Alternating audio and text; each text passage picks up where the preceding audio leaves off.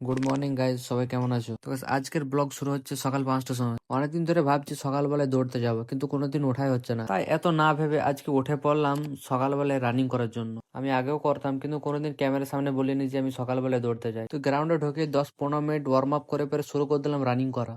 লাগাতার 1 ঘন্টা দৌড়লাম, তার মধ্যে একটু রেস্ট নিচ্ছি, একটু দৌড়ছি, আবার একটু রেস্ট নিচ্ছি, এই করতে করতেই 6টা বেজে গেল। আজকে 1.5 থেকে 2 কিলোমিটার দৌড়েছি, তারই মধ্যে তো ক্লান্ত হয়ে গেলাম। প্রথম প্রথম তো কম করে শুরু করতে হয়, আস্তে আস্তে সময়টা বাড়বে।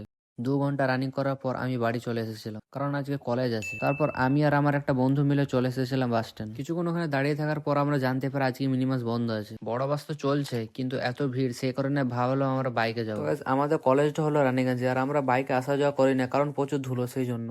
তো গাইজ, কলেজ আসার পর আমরা প্রথমে মুখ হাতটা ভালো করে ধুলাম, তারপর ক্লাসরুমে ঢুকলাম। ক্লাসে এসে কিছু অ্যাসাইনমেন্ট বাকি ছিল, সেগুলো করতে করতে বিজনেস ই কমার্সের সেট ঢুকে পড়লো। আজকে শুধু 3টে ক্লাস হলো, লাস্ট পিরিয়ড ছুটি দিয়ে দিল, কারণ সরস্বতী পুজো ডেকোরেশন চলছে। তারপর গাইস আমরা চলে এসেছিলাম বাড়ি। কিছুদিন ধরে চুল দাড়ির জন্য ঘরে প্রত্যেকদিন গাল শুনছি। সত্যি বলতে আমাকেও ভালো লাগছিল না, তাই ভাবলাম আজকে চুলটা কেটে আসি। তো এ হলো কিছু ফাইনাল লুক। কেমন লাগছে কমেন্টে বলো, আর পারলে একটা লাইকও করে দিও।